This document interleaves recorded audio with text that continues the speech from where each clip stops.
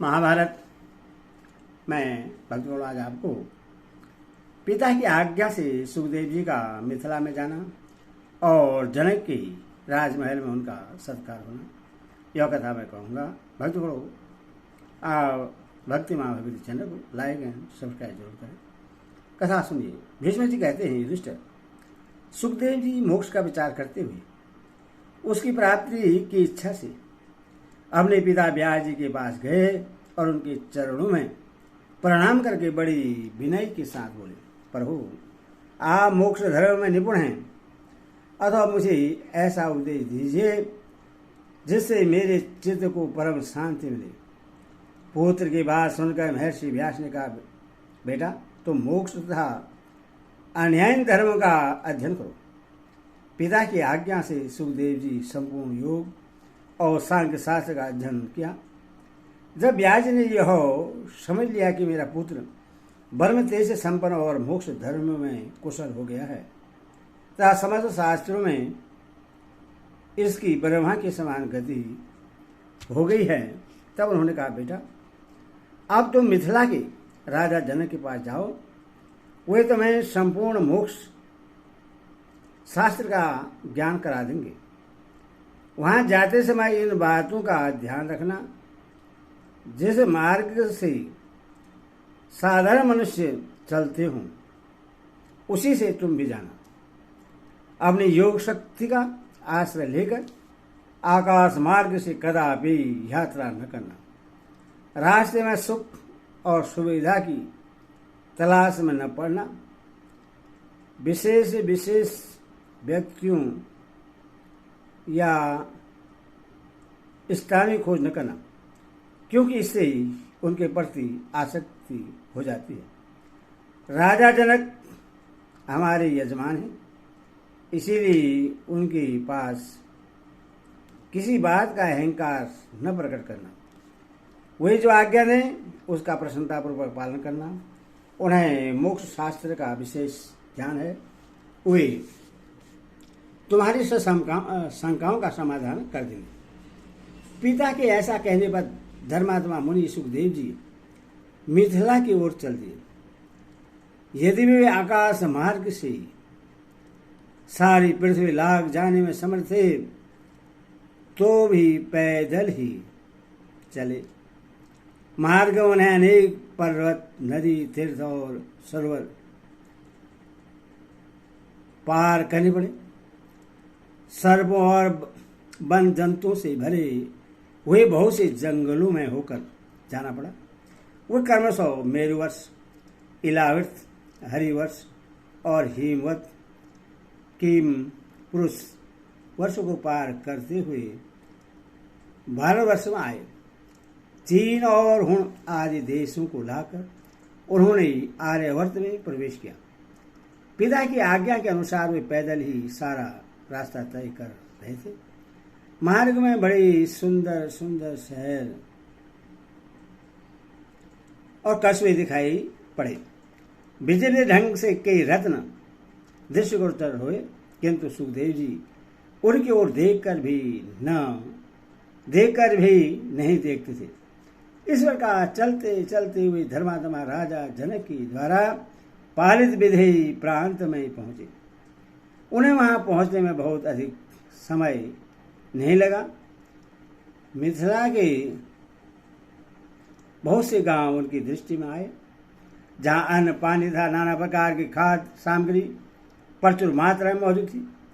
गांव गांव में धन धान्य से संपन्न गौशालाएं थी, जहां बहुत सी गौएं एकत्रित रहती थी। उस प्रांत में सब ओर धान की खेती लहलहा रही थी। इस प्रकार विधि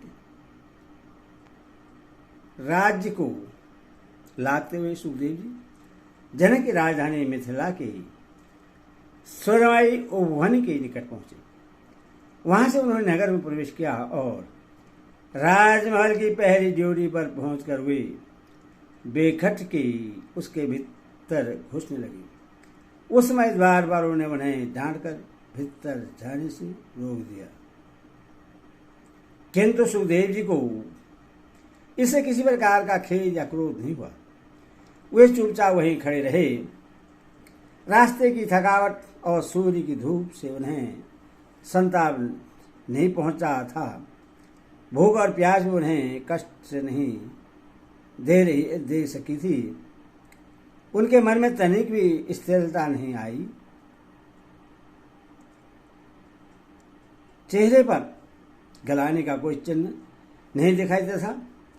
वे धूप में जहां के तहां खड़े रहे, वहां से साय की ओर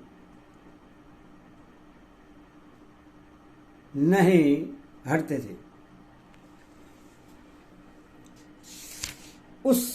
उन द्वारपालों में से एक को अपने व्यवहार पर बड़ा दुख हुआ। उसने मध्याह्नकालीन सूर्य के समान तेजस्वी सुखदेव जी को चुपचाप खड़े देख हाथ जोड़कर प्रणाम किया और शास्त्रीय विधि के अनुसार उनकी पूजा करके उन्हें महल की दूसरी कक्षा में पहुंचा दिया।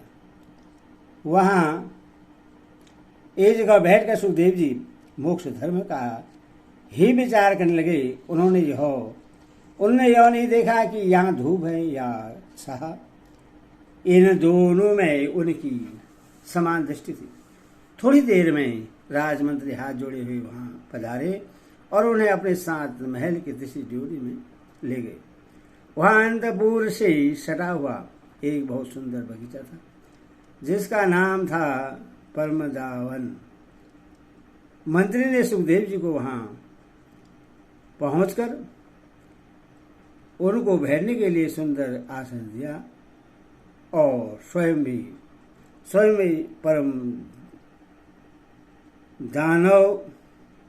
परमदावन से बाहर निकल आए। मंत्री के जाते ही 50 वारगनाएं दौड़कर सुखदेव जी की सेवा में उपस्थित हुई। वे सब की सब बड़ी सुंदरी और नवयुवती थी। उनकी वेशभूषा बड़ी ही मनोहारिणी थी। उनके सुंदर अंगों पर लाल रंग की महीन साड़ियां शोभा पा रही थी। वही बातचीत करने, नाचने तथा गाने में बड़ी प्रवीण थी और मंद मुस्कान के साथ बातें करती थी। रोम में तो वे अप्सराओं को भी मात कर रही थी। उन्होंने पाद अर्घ आदि निवेदन करके विधिपूर्वक सुखदेव जी का पूजन किया और उन्हें समयानुकूल स्वादिष्ट अन्न भोजन कराकर पूर्ण तृप्त किया।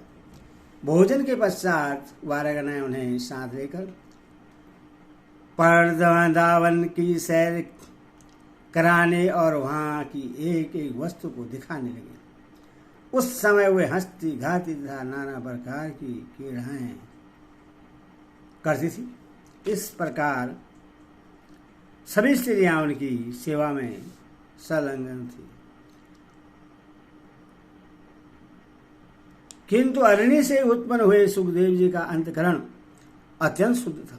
वे इंद्रियों और क्रोध पर विजय पा चुके थे।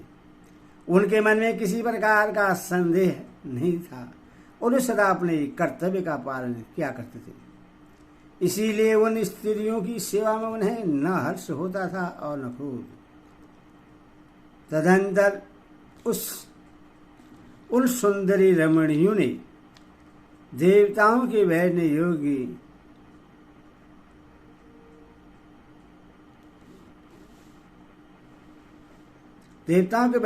एक दिव्य पलंग, जिसमें रत्न जड़े हुए थे तथा जिसके ऊपर बहुमूल्य बिछौने बिछे हुए थे, सुखदेव जी को सोने के लिए दिया।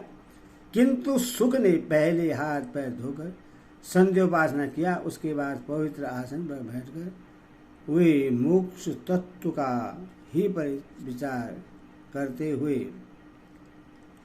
ध्यानस्थ हो गए।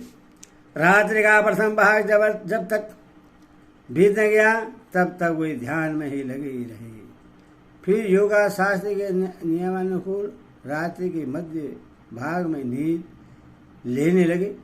पुनः जब ब्रह्ममुहूर्त हुआ तो वे उठ बैठे और शौचादि नित्य नियमों से निवृत्त होकर